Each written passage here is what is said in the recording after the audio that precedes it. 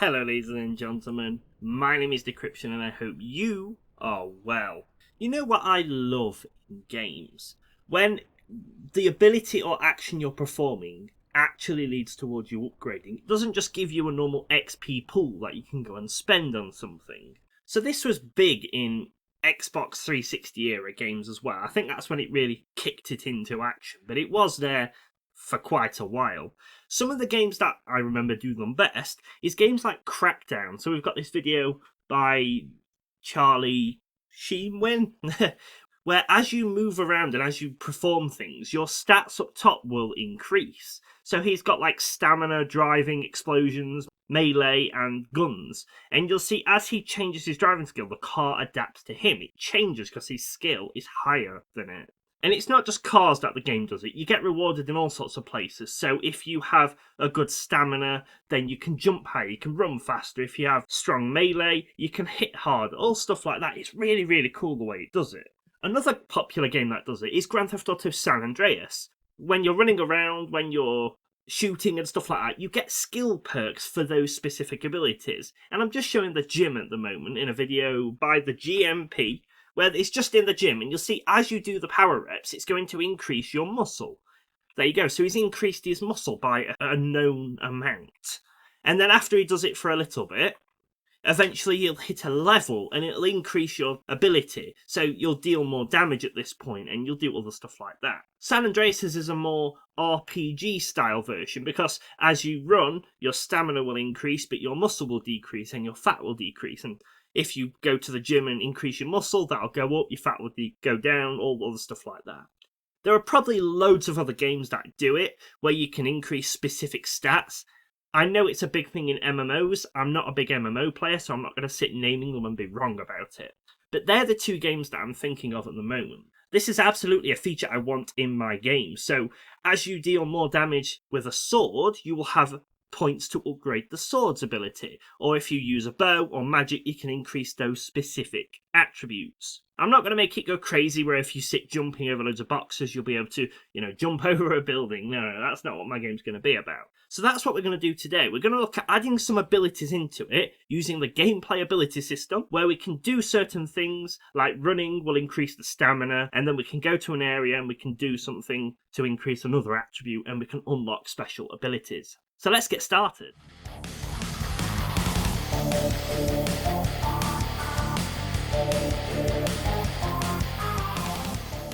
So I'm not actually in a position to add this into my game yet because I don't have everything I need to do it. I don't have the combat system in the game, so I can't really go about increasing combat. And I need to really think of what attributes I'm going to have in my game. I am tempted to have a stamina system, but we'll see because some of the characters I might not want a stamina system on.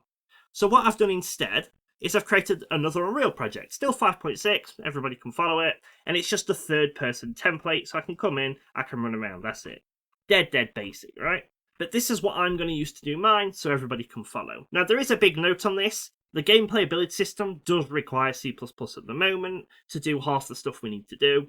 It's super easy, though, and I will try to remember, if not comment and tell me to do it, have a link in the description where you can go and get all the code resources you need. But I will have a link in the description below where you can go and get the code if you need to. I'm going to do a kind of a mix between it, and we'll create some basic areas just to get a good feel of it. So what I'm thinking is, as the player runs around, we're going to increase their stamina just over a period of time. We'll make it in the editor so we can see it really quickly, but when you add it to the actual game, we'll make it really slower so it doesn't all increase all at once. And then we'll add specific areas where you can decrease it, or you can go to like a food place to decrease the stamina or whatever like that. So how do we actually get started with gas then? Because we have covered this in a previous tutorial, but we're on a brand new project here. So I'm just going to go to edit plugins to enable it first. And there's a few we need to enable. So we want the gameplay abilities system.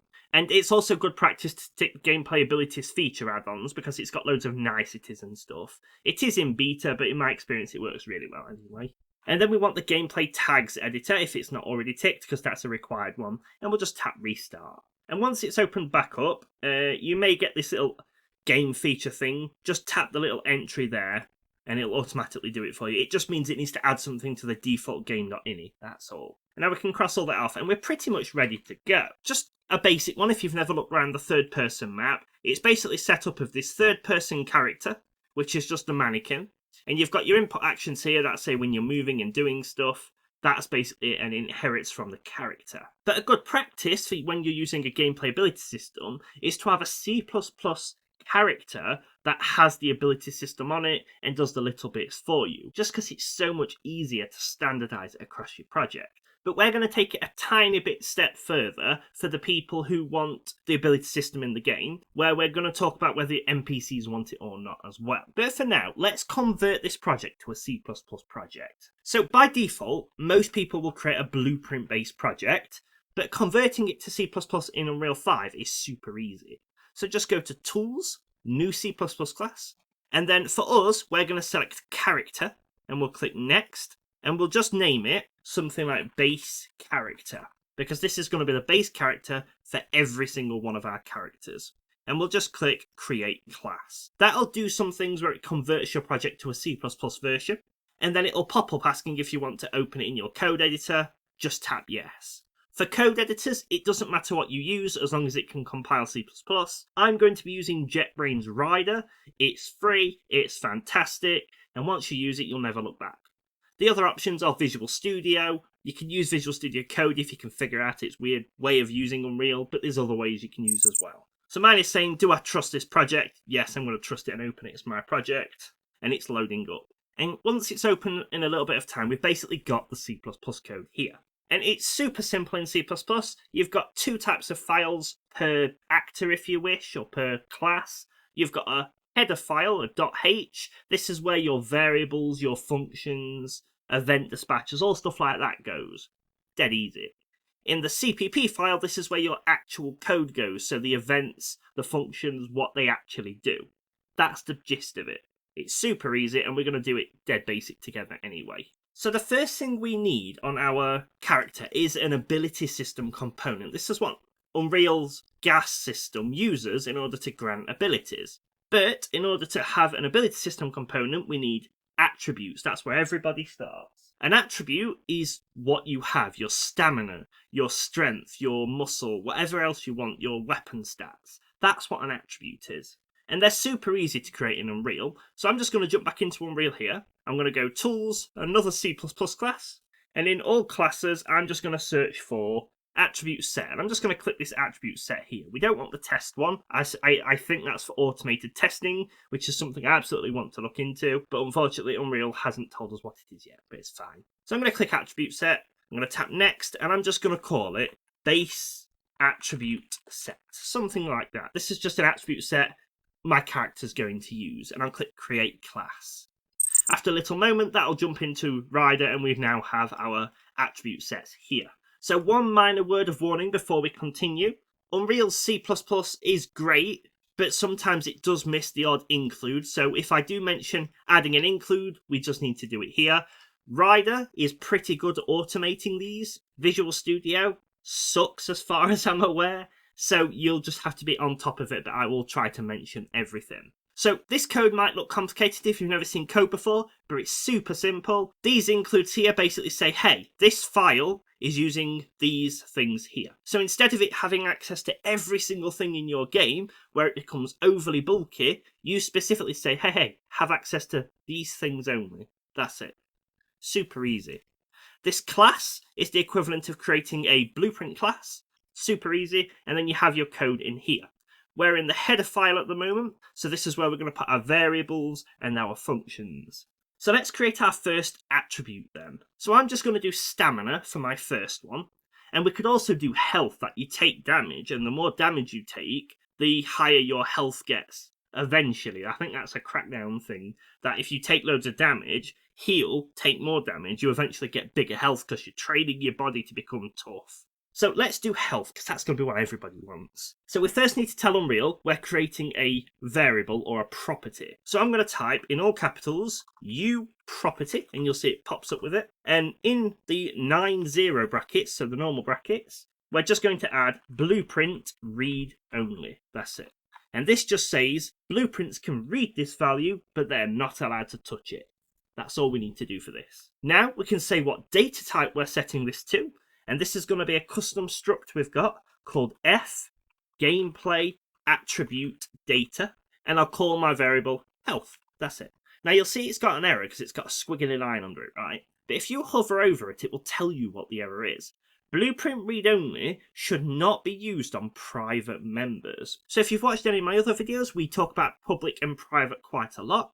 And all it means is that this variable is currently private. It means no other class can access this variable.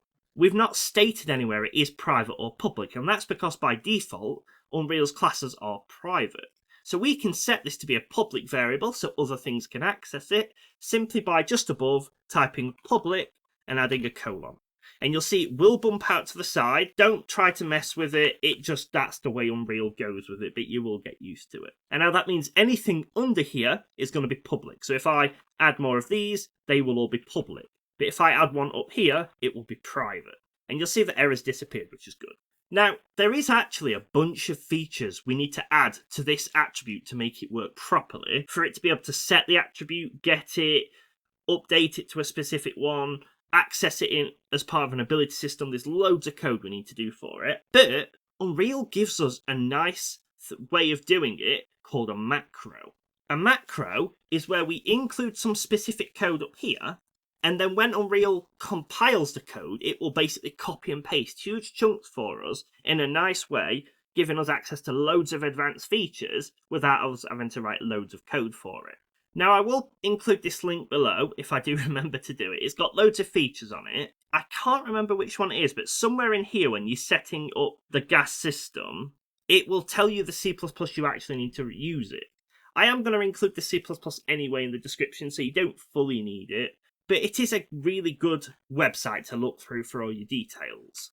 So the code we need, I'm just going to paste right here, so you'll see the code on the website wherever you're getting it from. And this is our macro. So we're defining, so hash define, this macro called play attribute accessors, where we pass in a class name and a property name. The slash just means we're doing a new line, so you could equally just do that. It's the same thing. You put the slash to make it look nice.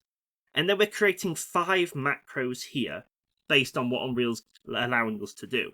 And we've got all these different ways that you don't need to worry about for now, but we will be using. Now, there is one more thing we need to do, and that is include something up here just to make it work fully. So just press enter above the generator.h. That always stays at the bottom. And then inside here, hash include, and in speech marks, I'm just going to type ability system component.h like that. Now you'll notice it's grayed out at the moment because it thinks it's not in use, and it kind of is with this, but we do need to give it some more info. So the reason you might hear a lot of people say is C++ is so much better for writing games because you can manage all the memory you want. It's for things like this, where we specifically state what you have access to. We also have to specifically state when you're allowed to use something. So we're using the ability system component here, but it doesn't actually know what that is at the moment. So to change this, open up the source file, and inside your project.build.cs, yours will be called something different. My project is called Gas Attribute Upgrades. Yours might be Jimmy's Bully Game Remake.build.cs, whatever you need. And inside here, this is just everything our C++ has access to. So at the moment, it's got the core Unreal, core Unreal's objects, the core engine, and the input system. That's it. So after this input core, we'll press comma, and in speech marks, we'll type gameplay abilities like that, look. And if you see that little menu pop up, just press enter and it will automatically populate it for you. It's called an IntelliSense. And then after this, we'll add one more of gameplay tags because that might become useful in the future, like that. And now we can get rid of that menu. But now that we've got our macros defined, we can actually use it on this health and allow it to be used throughout our attribute system. So just underneath here, we're just going to add our first macro of play underscore attribute accessors, and you see mine automatically wants to do it for me, so I'm just going to press tab to finish it off and put a semicolon at the end. This U property doesn't need a semicolon at the end. Technically it goes like that, but the standard is to put it below. And now what this does is gives us access to a bunch of different macros so we can get the value, set the value, use it in gameplay abilities. Super easy. Now, one of the things we are going to be looking at later is adding UI to our system. so we can actually see on screen what stats you have, just so it's easier to use. And for like things like health, you're going to want to do this anyway. So what we actually want to do is set up an event dispatcher, or a delegate is what it's called in most other programming languages, where we can say when the health has actually been increased or decreased or updated in general. So to set a delegate or an event dispatcher in Unreal, we need to tell it how to define this delegate, if you wish. So underneath the macros, we're simply going to, in all capitals, type declare underscore dynamic underscore multicast delegate, and we want the one with underscore 2 params. And if you want to add additional features, you've got all of them as well. So we can tap that, and inside here, we need to say what we're going to pass to it as our 2 parameters. So this first one is the name of our delegate, right? So I'm going to call this fPlay attribute event. When one of these attributes here updates, it's an event, it's running it. And then afterwards, we can say the data type of the first attribute. So I'll just say it's a float. So that's a number that can include decimals. And this is going to be the effect magnitude. So that's going to be how much it's changed. And then the second one will be a float, and that will also be the new value. And we can put a semicolon at the end of that. And now that we've defined our delegate there, we can reuse this down here as many times as we want. Just below my health here, I'm going to add a new property, because we're defining a new variable. And this one will be a blueprint assignable, meaning our blueprints can connect to this delegate and listen to it, wait for the calls.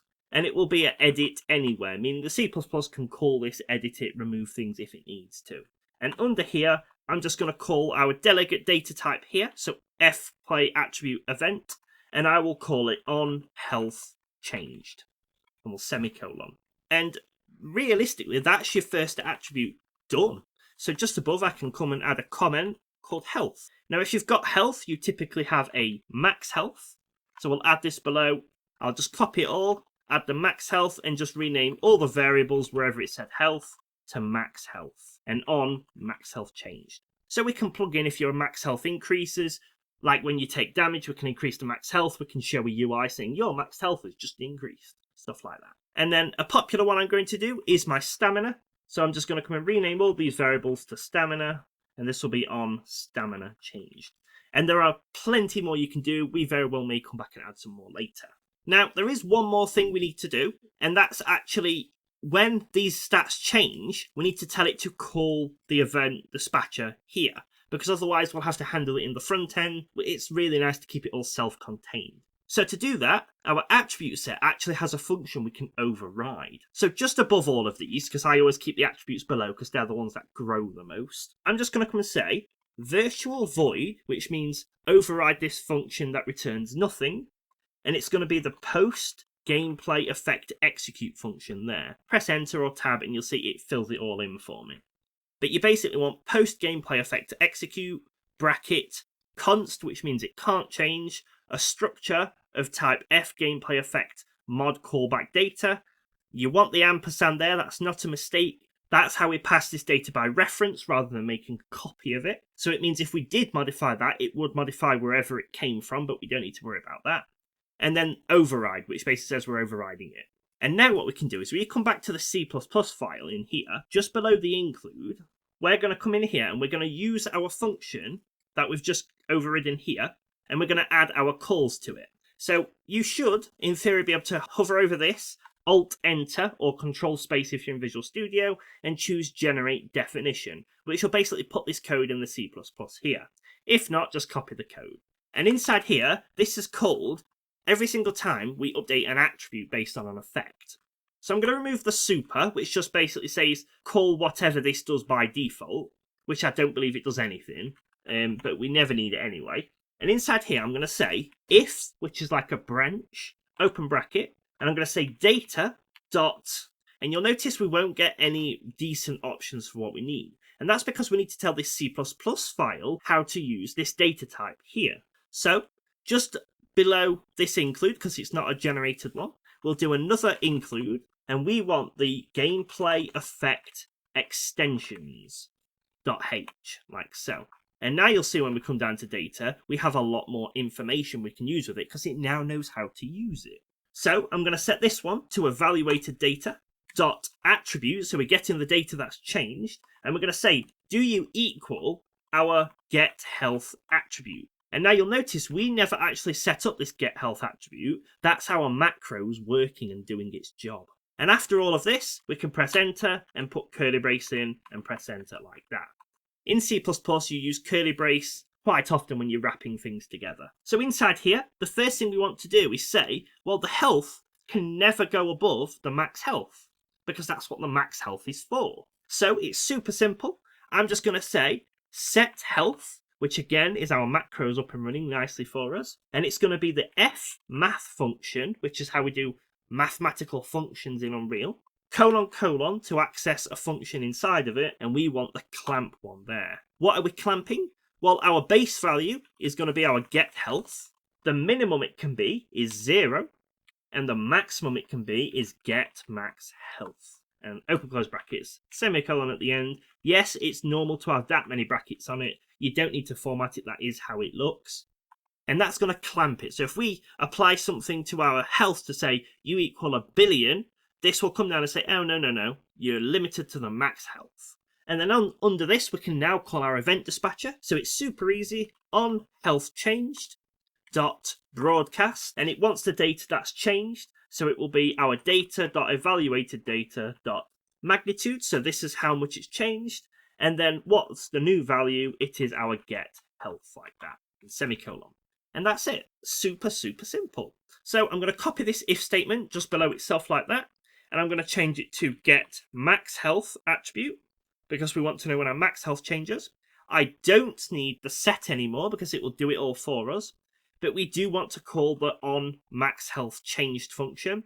And we do want to get the max health like that. So when the health changes, this will update it. When the max health changes, this will update it.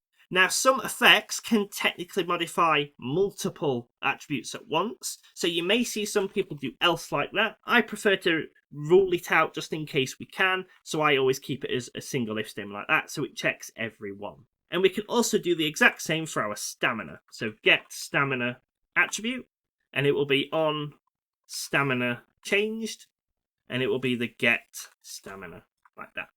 And that's pretty much your attribute set up. So now we just need to apply this to the player and say, hey, you can use this.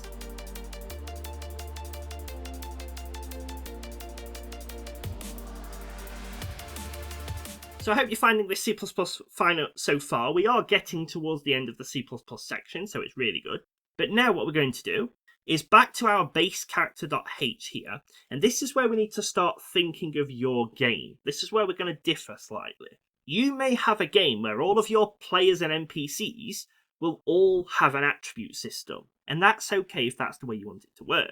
It's very common for that to actually be the case. However, sometimes you won't. You might not want the enemies to have an ability system component.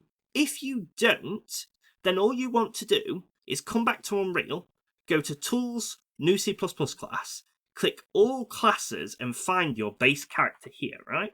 Click Next and call it something different that relates to your player specifically, or the attribute-based one. So something like base character gas, to say it's got the gameplay ability system. And what that's going to do is create a class based on this. So where we've got a base character based on a character, yours will be a base character gas based on base character, essentially.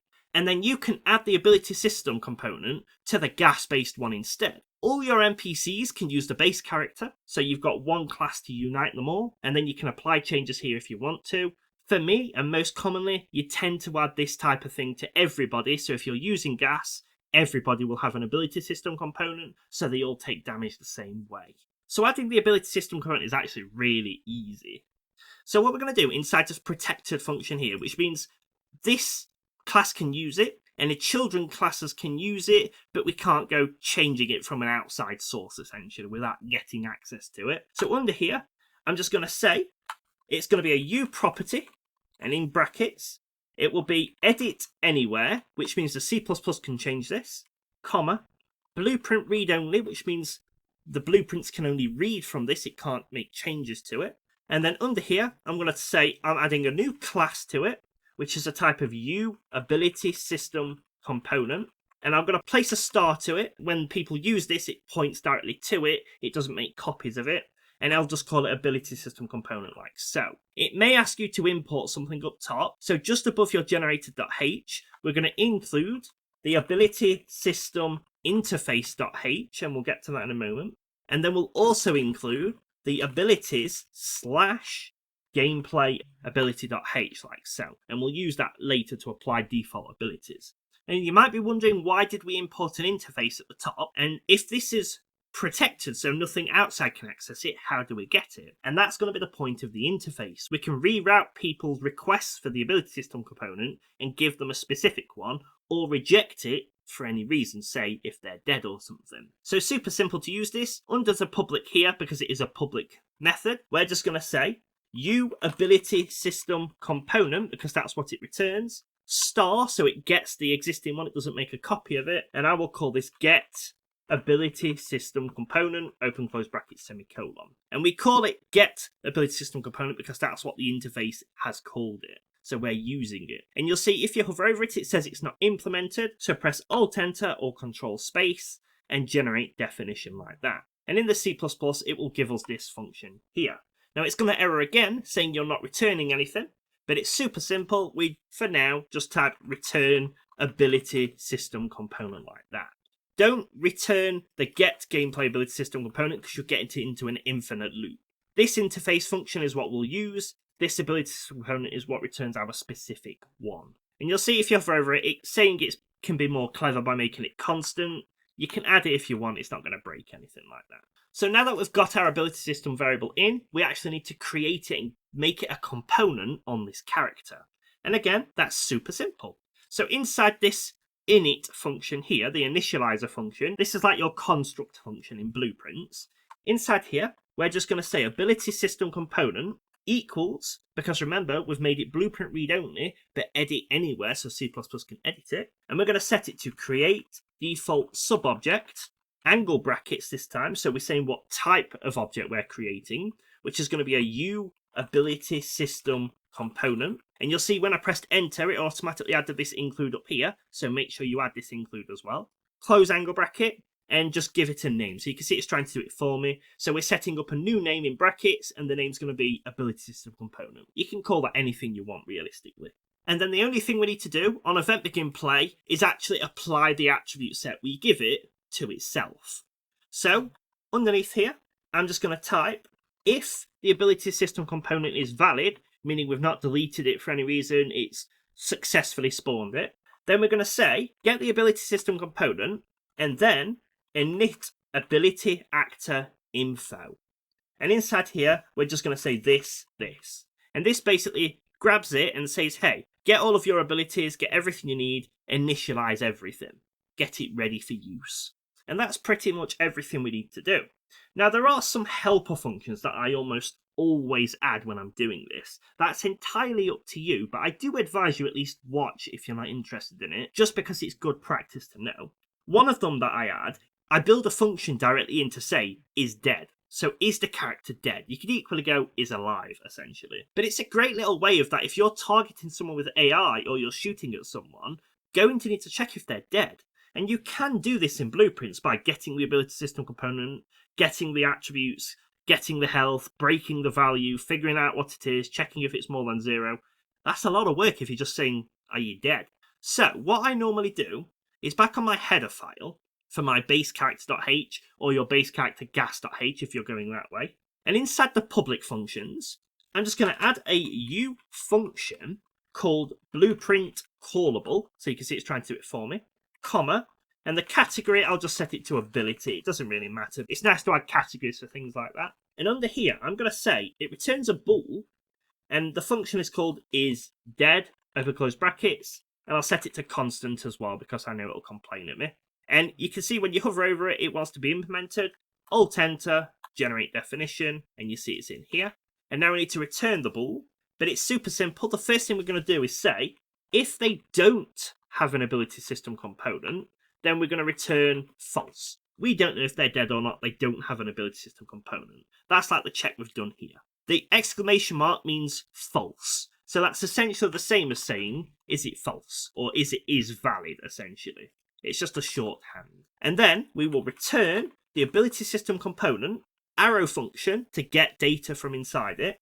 We want to use our get setter, which is our macros, which is built into the ability system component to get or set attributes. In angle brackets, what system do we want to use? What attribute type? Well, we want the U base attribute set, like so. Close angle bracket. Open close brackets, because that is a function, and that's how we do that. And then one more arrow function to get the health. And then we will say, is it less than or equal to 0.0f? So is it 0, essentially? And what this is going to do is basically get the ability system component, get our attributes from it, and get the health, and say, is it less than 0 or equal to 0? If it is, return true because they're dead. If not, return false. And that's it. That's the super helpful function. There are others that I often put in, but we don't really need it at this point. Like one other I normally add in is get all activatable abilities. That's really useful if you want to loop over and find all of the abilities that a character already has. You can do that. It's a bit out of scope for this one. I think I added it into a previous tutorial, but yeah. One other helpful function I normally put in that we're going to add now, because it will be very helpful, is granting default abilities and effects to a character. Because when your game starts, quite often you want to apply default abilities or gameplay effects. So, back on our base character.header or base character gas header, whichever one you're doing, just inside the protected function, I'm going to create a new U property, and it will be edit anywhere, so the C++ can edit it. Blueprint read only, so we can't change the default abilities. You won't really do that in blueprints. And then under here, this one's going to be quite confusing, but bear with me. We're going to create a new type of array, so it'll be a T array. We want to curly brace to say what type it is. Well, it's going to be a T subclass of angle bracket again. And you can see it's trying to do it for the effects, but we don't want the effects. We want the abilities. But you could do the effects, actually. So add that one, then copy it below, and we'll do U gameplay ability, and we'll call it default abilities. And we're going to do the same thing for the effects, so default effects like so. I wasn't actually going to do effects, but it is a very good one to have if you're loading your game, or you pick a class and your default effects give you bigger health or something like that. It's quite nice to have. And then back on our base character.cpp, after we've initialized the actor info, this is where we're now going to apply the default abilities. So inside here, we're going to loop over all of our abilities and then give it to the ability system component. For loop, so for, open brackets, the T subclass of gameplay ability, and it will want to do the U gameplay ability. So this is saying for each of the subclass of U gameplay abilities, we'll call it ability inside our default abilities. So that's what the colon means, inside. Curly brace. Then we're going to get our ability system component, which we've already checked is valid up here, so we don't need to do it again. We're going to say give them the ability, and then we can actually customize this quite a bit, really. But for now, we're just going to basically create a new spec, which is how we give an ability to something. We say, what ability are we giving? What level are we giving it? Has it got any unique inputs to control it? And who's giving it? That's how you normally give it, so you can check on it. And you can do funky stuff with that later. But we'll just say F gameplay ability spec, open brackets, and we're going to grant this ability, comma, it'll be at level 1 for now, comma, index none, because I'm not giving it any unique inputs to control it. So that's like if you get this ability, you press the U key, you unify everybody around you. I don't know why I picked U. That's what that does. And we'll just say this is what gave it. And that's it. That's default abilities. So now we need to do the effects. So if we just come down and add a comment of default effects. Effects are a little bit different than the abilities because we can't just outright add them. We instead need to create a spec handle in order to say what it is. Kind of like we've done with the ability spec here to apply it, but we also need to give it a context of somewhere it's come from. I don't know why the abilities and the effects work differently in that way. I just know you have to code them differently. So the first thing we'll do is create a context handle. So it's simply F gameplay effect context handle. We can call it context handle and just set it straight to our ability system component, arrow, make effect context, semicolon. Under there, we can say who's applying this effect. So we can just drag off and say add source object this, because it's the player controller adding it. In blueprints, when we do it later, we'll just drag in whichever actor characters applying it, the gym, an enemy, or anything like that. And now we've got this, now we can start looping over all our effects. So if we simply get a for loop, just like we've done above, and we want the T subclass of, and it'll be our U gameplay effect. And you can see mine's already gone and done it all, but we just basically need to loop over all the default effects. Inside here, we can now make our spec, just kind of like we've done up there. So I'm just going to do F gameplay effect spec handle, and we'll call it effect spec, and we'll set it equal to the ability system component make outgoing spec, and inside here we'll apply what effect we're doing, comma, what level of it, so we'll just do level 1, and then the context handle we created above. And then finally, we can now check if this is valid, because for some reason, if the effect at that level might not be applied, it might not be applicable. So we'll just check if the effect spec is valid, and then we can apply it to our ability system component, apply gameplay effect spec to self. And then inside here, we will just pass in the effect spec dot data dot get. And you'll see it'll complain about one thing, just add a pointer to the beginning and then semicolon. And that's your default effects. And that is essentially all the C++ code. I know we've done a lot of C++, but you should now be able to hit play, and if there's any errors, we will fix them. So we do indeed have a few errors, but they're all really easy to solve. So the first one we've got is on your abilities and effects, just remove the reference viewer because these are going to be the main references. And then up on here, where we've got public A character on your base characters.h, public I ability system interface, and then you'll see down here it'll ask you to override it, so just add virtual and override like so. And now we should be able to click play and it should compile. And essentially that is it. We are back in Unreal with our compiled gameplay ability system. You'll notice on the character we don't have the ability system. That's because we need to change the parent class from character to our new one. So simply hit class settings, change the parent class to our base character, otherwise it might be your base gas character. It'll change it over, nothing should change, but you now have your ability system component right there. So we can add the default starting data, so if we just click plus, it will ask for which attributes we want. So we'll just set it to our base attribute set, because you can have multiple different attributes on your character. And then we need to give it a default starting table with our actual attributes on it. So back in our content drawer, let's just create a new gas folder and a new attributes folder inside here. Then we can right click miscellaneous data table. We can search for our attribute metadata class. This is one built into Unreal. And I'll just call it DT underscore player attributes. And we'll open it up. Then finally, we can start adding our attributes inside here. So if you tap add, so you can set this to the name of your attribute, but it needs to contain the class name as well. So for example, on our attributes, it's called base attribute set. Text you will type in is base attribute set dot health dot max health dot stamina. So super simple, row name, base attribute set dot health. And then we can give it some base values. So we'll just say 10, 0 is the minimum, 10 is the max. We can do the same for here for max health, and we can do the same for our stamina. And I'll just set them all to 10 just as a default starting point. And then finally, back on your player, you can now just set this to the player attributes like so. Just to test that it's working, I'm going to add a debug key of like number 1, drag in our ability system component, drag off, and we can do get attribute set. The attribute set we want is our base attribute set, so we can connect it up. Then from here, we can do get health. We could break on this, and then we can now print out some text. So I'll do print text. I can format this and simply say your health is health with curly brace, and I can plug it into the current value. The base value is what your attribute is, so 10 is what we set it to. Current value is after everything is modified. If we have an effect that adds 10 health for 50 seconds, current value will be that. And this time, if I play it now, you'll notice everything will be the same. We can still run around, but if I press 1, it prints out 10 because our health is 10. So that was a decent setup for our gas system, but we are now in a position to completely start adding the attributes, the changes, the fat levels, and everything you want.